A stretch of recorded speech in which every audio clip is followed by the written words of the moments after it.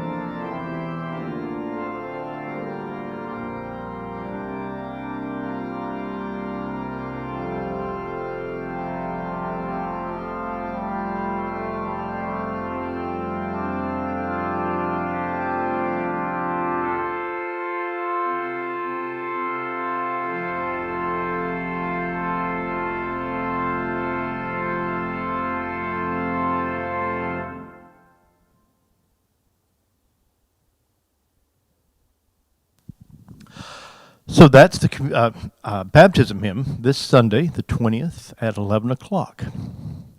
Thank you for being here. In a few moments at noon, we'll have a service of Holy Eucharist and healing. And then tomorrow, Taylor will be with us, and I think he may play Love Divine or Love's Excelling. All right, thank you, and I hope you have a wonderful Wednesday.